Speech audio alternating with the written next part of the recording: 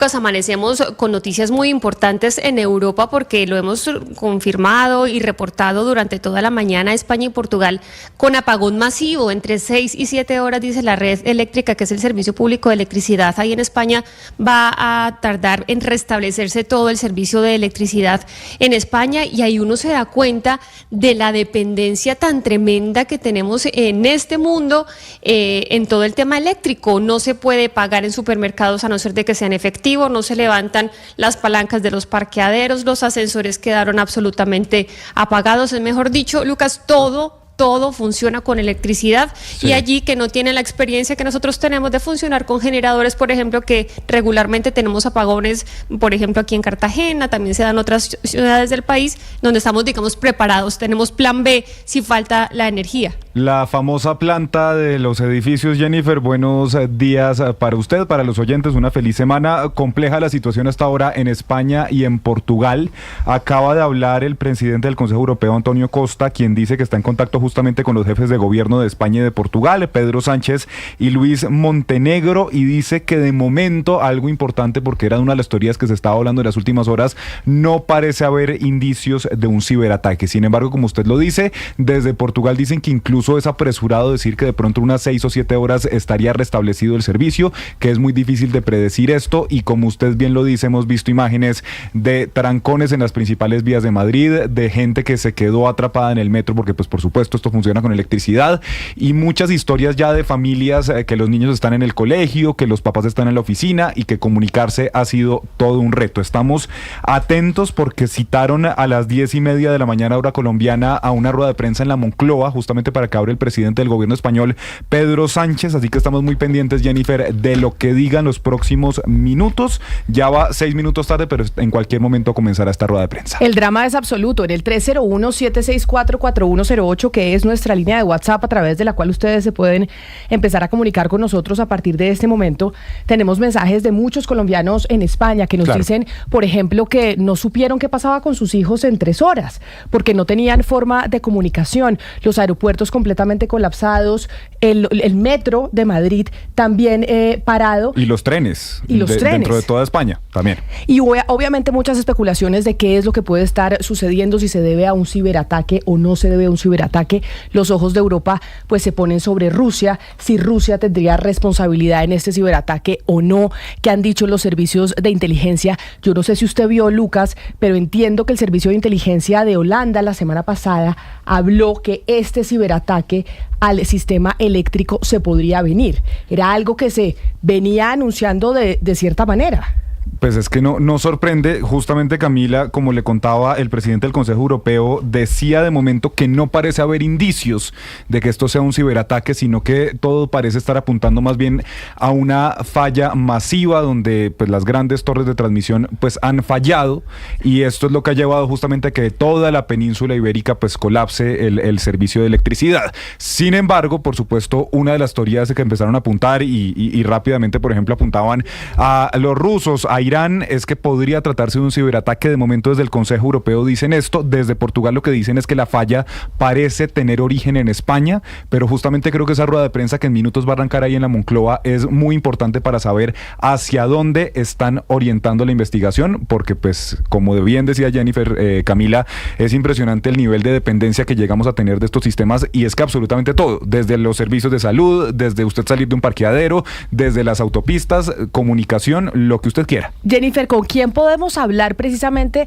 para poder entender esto? Pues todavía las agencias de seguridad y de inteligencia están tratando de saber de dónde viene este daño mayor que pues está generando una crisis en España y Portugal, pero sobre el tema energético, porque esto le puede pasar a cualquier país. ¿Cuáles son las alternativas que se tienen en las naciones para que no tengamos el llamado blackout energético que están viviendo en la península ibérica?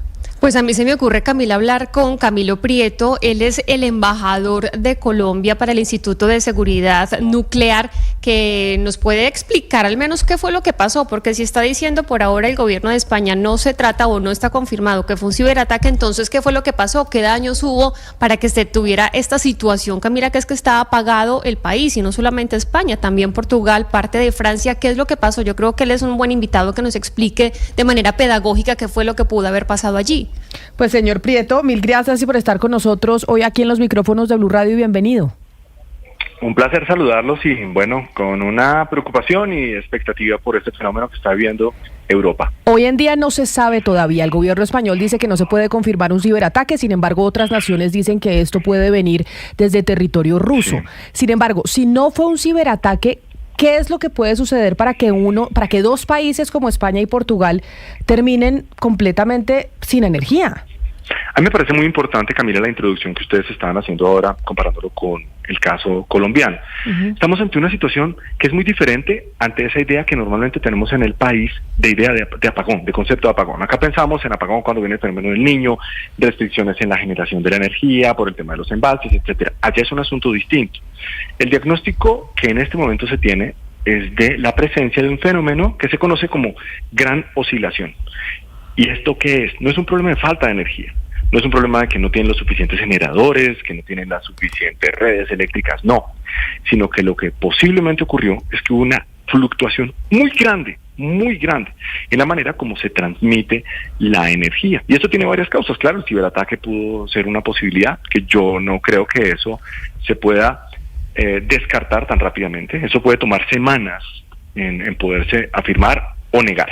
Ya más adelante podemos hablar un poco sobre eso, pero pueden haber otras causas meteorológicas, pueden haber fallas en los sistemas, son altamente digitalizados en toda la región de Europa. Voy a ponerles un ejemplo. Vamos, acá en Colombia nosotros manejamos una frecuencia de 60 Hz para la energía eléctrica que normalmente consumimos. En España, en Europa normalmente son 50 Hz. Entonces lo que posiblemente ocurrió es que esos rangos de frecuencias y de las fluctuaciones, de la manera como se mueve la potencia dentro de la línea de transmisión, tuvo un cambio tan abrupto que los sistemas de protección empezaron a salir, precisamente para evitar un daño, a salir de servicio y empezó a haber un apagón en escala. Es tan compleja la situación que mientras estamos teniendo esta conversación no es posible saber si esto se presentó particularmente en España, si estuvo en Portugal, o sea, todavía es un asunto que se encuentra... Pero mire, profesor Prieto, esto que usted nos está diciendo, que es la explicación de por qué se dio ese apagón, que no es el que nosotros conocemos, sino es por un cambio atmosférico y demás, puede ser o por un ciberataque o por un tema medioambiental. O sea, si no es ciberataque, ¿sería por un tema de temperatura o algo así? Pues mira, hay una condición que sí debemos descartar, una que sí les digo atmosférica, que pues se puede descartar para que se genere una gran oscilación en este momento, es una tormenta solar, porque no estamos en un momento de una tormenta solar. Por ejemplo, es algo que uno ya puede descartar. Ahora, si hubo un daño por una tormenta eléctrica en un punto en que no se haya podido aún establecer, eso es algo que están en este momento en diagnóstico, ¿sí? Es decir, no es solamente por un ciberataque, sino existen otras causas o una falla de un equipo también puede generar. Voy a ponerles una situación. Imaginémonos un pelotón de ciclistas que van juntos a la misma velocidad, pedaleando al mismo ritmo, con la misma oscilación, y de pronto alguno le da por pedalear más despacio o empezar a moverse para los lados. Eso genera una alteración de todo el grupo, que puede llevar, como lo hemos visto en algunos momentos noticiosos, a que todo el pelotón se cae por la falla de uno. Y eso puede ocurrir. Así los sistemas eléctricos de Europa sean altamente sofisticados y sean altamente digitalizados. Por eso esto ha causado revuelo mundial, porque este es uno de los sistemas eléctricos más bien cuidados y con mayores avances tecnológicos del planeta. Camilo, el primer ministro de Portugal dijo que aunque no se conoce la causa de este apagón, se sabe que la falla está originada en España. ¿Por qué dijo eso el primer ministro portugués? Bueno, yo creo que esto es un llamado a la audiencia a que primero tomemos la información que recibimos con la mayor cautela, porque esto puede tener también influencias políticas, ¿no? Cuando se reciben estas noticias, es como cuando, una analogía, la pandemia, ¿no? Entonces, ¿dónde se originó? No, que entonces ahora le vamos a decir virus chino, que ahora le vamos a decir gripe española, que siempre está ese ejercicio político de por medio, ese es uno. Y lo otro también es evitar caer en el pánico y más bien atender siempre a las fuentes oficiales, y cuando hablo de las fuentes oficiales no hablo de los pronunciamientos de los líderes políticos de los países, sino, por ejemplo, de las organizaciones técnicas que hay multilaterales, por ejemplo, la Agencia Internacional de la Energía o los organismos de energía de los diferentes países, que usualmente son mucho más cautelosos a la hora de brindar información. Así como en este momento no se ha podido establecer el origen o sea, miren esto, si no se ha podido establecer todavía el origen, ¿cómo ya se va a descartar de entrada un ciberataque? O sea, técnicamente eso es muy impreciso. Y voy a ponerles un ejemplo, porque esto no es ciencia ficción, esto ya ha pasado, ¿sí? Aunque sea, insisto, muy baja probabilidad, yo no tendría los elementos para decir que lo que ocurrió fue un ciberataque, pero sí se ha presentado. Por ejemplo, el caso de Ucrania en el año 2015, donde precisamente un ciberataque llevó a una falla del sistema eléctrico. Sí, y otra pregunta, en las islas no hubo apagón, ¿allá qué sistema tienen entonces? ¿Están por fuera de la red nuclear que está en la península?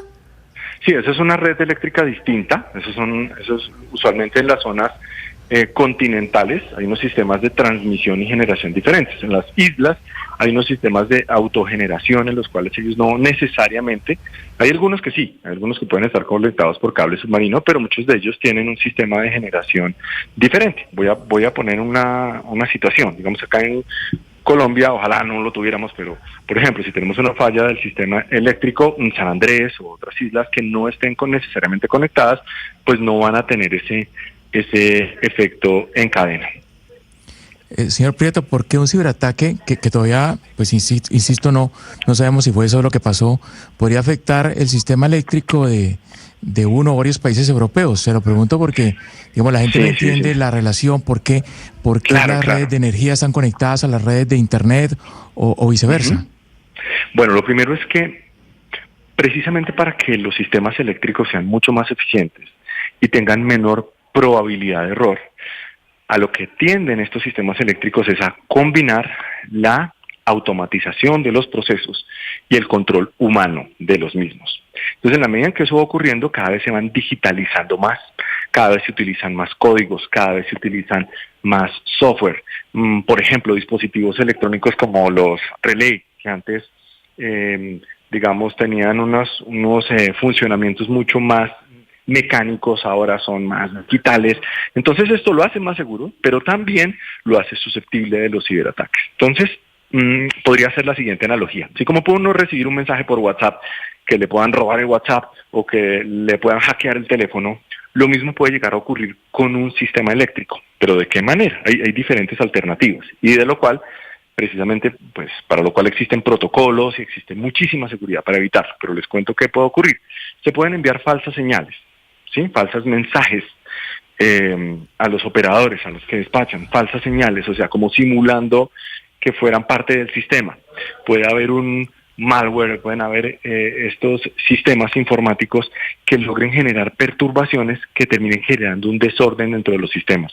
Y para eso, en la reciente década, se han desarrollado cada vez más protocolos y áreas de investigación relacionados con la ciberseguridad. Entonces, aunque en esta circunstancia en particular sea una acción de muy baja probabilidad, yo consideraría que desde una perspectiva técnica es muy prematuro para decir 100% es algo que esté descartado.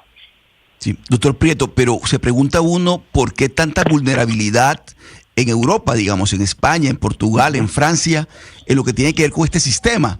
Porque la sorpresa está básicamente en que 3 países prácticamente totalmente colapsados porque no tienen sistema eléctrico. Y lo otro, no existe un plan B para reaccionar casi que inmediatamente a este tipo de situaciones. ¿Es así de vulnerable Europa a este tipo de digamos, si es un ciberataque o lo que haya ocurrido? Precisamente es tan escandaloso la situación y tan preocupante es porque Europa tiene una red eléctrica altamente tecnificada, no solamente por las protecciones y la digitalización que tiene, sino por otro factor que se llama la redundancia, ¿no? El número de redes, de conexiones que hay entre los nodos, lo que lo hace absolutamente robusta.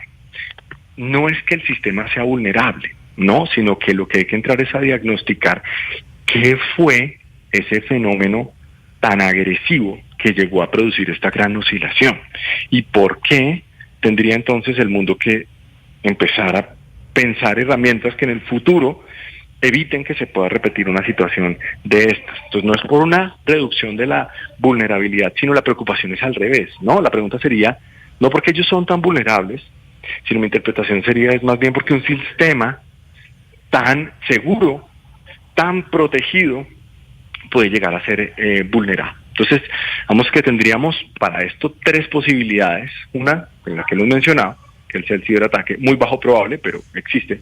La otra, condiciones atmosféricas.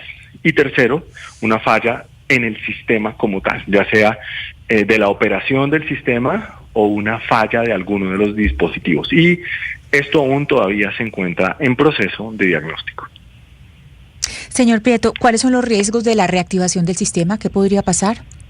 Sí, bueno, mira, eso es súper interesante, porque a veces la gente podría tender a pensar que esto es como coger y apagar un switch, ¿no? Bueno, se me fue la energía, bueno, ¿qué hago?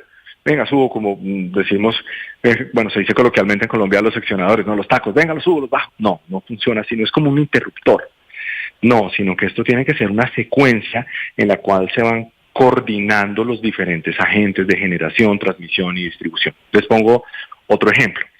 Imaginemos que estamos en un concurso de jalar la cuerda, ¿no? Entonces hay un equipo de un lado y un equipo del otro. Cuando esa tensión se mantiene de un lado y del otro, uno ve la cuerda firme, ¿no? La ve en línea recta. Pero si alguno de los dos equipos empieza como a jalar y a soltar, a jalar y a aflojar, la cuerda va a tener unas oscilaciones. Eso es lo que tiene que haber en la coordinación de poder nuevamente activar el sistema eléctrico. Por eso puede tardar horas, no se da de un momento a otro. Entonces los grandes riesgos que hay que prevenir es que precisamente esas tensiones, las frecuencias no cumplan los protocolos requeridos y se termine generando un daño que tarde en recuperarse muchos más, hay sí días y semanas, en donde algunos de los equipos que son indispensables para la transmisión y distribución se vean afectados. Por eso, reiniciar el sistema toma tiempo y precisamente se hace para proteger la seguridad energética de las naciones que en este momento están afectadas, porque no es solamente el tema domiciliario, no es solamente las comunicaciones, sino ni la semaforización, ni la iluminación vial. Hay otros factores importantes que hay que tener en cuenta en Europa, y es que muchas industrias, precisamente por la transición que se ha hecho, por la transición energética, han electrificado varios aspectos de su producción industrial. Entonces, al generar esa dependencia sana en términos de emisiones, claro, en este momento al tener restricciones de energía eléctrica, pues hace que tengan que detener su operación. Mire, profesor Prieto, agradeciéndole enorme su tiempo, estamos viendo, por ejemplo, en estos momentos reportes de la BBC en donde dicen que las autoridades en España están mencionando que los reactores nucleares están completamente a salvo, que digamos que no fue un daño de los reactores nucleares y no, Lucas, están diciendo que podría haber sido un rarísimo fenómeno atmosférico que yo nunca había oído, Camila, vibración atmosférica inducida. Que esto es lo que usted nos ha venido explicando, ¿cierto, doctor Prieto? Sí, eso es hay dos precisiones. Esto tiene que tenerlo también muy claro a la audiencia. Lo que ha ocurrido en Europa, la península ibérica, no tiene nada que ver con los reactores nucleares. De hecho, los reactores se encuentran en perfectas condiciones, han estado generando, y la ventaja que tiene un reactor, por ejemplo, es que cuando no está inyectando al sistema, él tiene unos sistemas de seguridad que le permiten derivar el calor que se está generando, se pueden bajar las potencias, esto no tiene no tiene afectación. El otro asunto atmosférico, ese rarísimo evento atmosférico que puede llegar a ese fenómeno de la gran oscilación que puede inducir, por eso el término técnico que ustedes estaban usando con el adjetivo de inducción, que puede inducir esa gran oscilación, hay varias causas. Solo en este momento podemos descartar una de ellas, que es una tormenta solar, porque en este momento pues no hay evidencia de que se esté experimentando, por lo menos no he leído ningún reporte que en este momento se esté experimentando, y usualmente eso es noticia mundial, y sí existen otras alternativas que hayan podido generar tormentas, pero ya no una tormenta solar, sino lluvias muy fuertes, torrenciales, rayos, bueno, en fin, que eso aún todavía se está estudiando. O sea, en este momento yo no podía afirmar que esa sea la causa puntual, pero sí es una de las posibles que se están analizando. Pero fíjense ustedes, si todavía no se ha llegado al diagnóstico exacto de qué fue lo que pasó, todavía no se puede tampoco descartar, en eso vuelvo a subrayarlo, que haya también o un ciberataque o una misma falla intrínseca de la operación del sistema. Pues profesor Camilo Prieto, experto en energía y sostenibilidad, mil gracias por estar con nosotros y por tratarnos de explicar lo que posiblemente pasó en la península ibérica, que ha generado este blackout energético que está teniendo a muchas personas pues víctimas de que no funcionen los semáforos, de que no funcionen los metros, que se hayan quedado sin energía las industrias y bueno, el caos que se ha generado precisamente en España y Portugal. Gracias por estar con nosotros. A ustedes por la invitación. Feliz día y ojalá puedan recuperar esta situación prontamente en la península ibérica. Muchas gracias por atendernos en el 301-764-4108. Nuestros oyentes que se conectan con nosotros desde España nos están diciendo que ya a diferentes regiones de la península ibérica, Jennifer, se está restableciendo la energía. Por ejemplo, nos escriben desde Burgos, también nos están escribiendo desde Portugal que poco a poco se está restableciendo la energía, pero que de todas maneras, por ejemplo, hay riesgos y que todavía los semáforos no están funcionando del todo. Es que tengo tantos mensajes que no le alcanzo a leer, pero sí porque hay mucho, mejor dicho, hemos dicho constantemente que la colonia latinoamericana en España ha crecido enormemente y una de las ciudades más afectadas fue Madrid, que tiene 1 millón de latinos. Sí, Camila, y hay muchísimos latinos, muchísimos colombianos, pero mire, yo hablé esta mañana con una persona en Cádiz, me dijo, no, aquí ya tenemos la electricidad, poco a poco se va restableciendo, pero en lugares como Madrid las recomendaciones son varias de las autoridades, por ejemplo, no utilizar el teléfono, ahorrar batería, muchísimas personas, fuentes que tenemos allí, Camila, pues preferían tener su teléfono guardadito por si alguna emergencia, no gastarlo en cosas que no son necesarias, guardar o evitar desplazarse, evitar utilizar el carro, o hacer trayectos largos, utilizar una radio de las de siempre, Camila, de baterías o de cuerda también que existen para poder mantenerse informado, no utilizar el teléfono de las emergencias, sino es exclusivamente para comunicar una emergencia en curso, y se pide a la población, por supuesto, estar pendiente de aquellas personas que tengan algún tipo de vulnerabilidad, pero si hay caos, muchísimas fuentes sin poder comunicarse y por supuesto la red eléctrica tratando de dar explicaciones. Vamos a ver si habla Pedro Sánchez, que yo creo que acá estamos todos atentos a lo que diga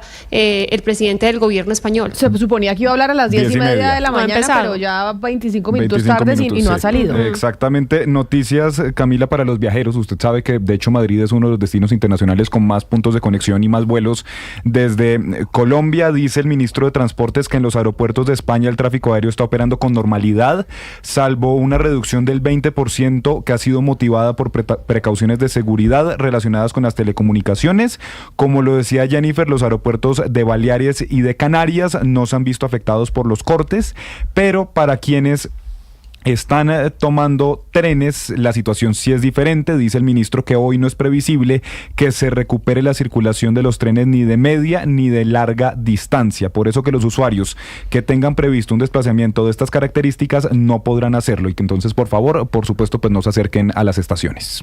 Bueno, pues ahí imagínense lo que está pasando, por ejemplo, en los hospitales. Acá mucha gente me está escribiendo y creo que es un debate enorme que se va a empezar a tener, es sobre la transición energética, porque dicen depender eléctricamente exclusivamente, Jennifer, de los paneles solares, de la transición energética y de esas energías limpias, que España ha sido un pionero en esa transición, puede terminar en esto, porque nosotros, por ejemplo, si esto nos pasase, pues tenemos todavía el backup o el plan B de la generación energética, o con carbón o con hidroeléctricas y demás.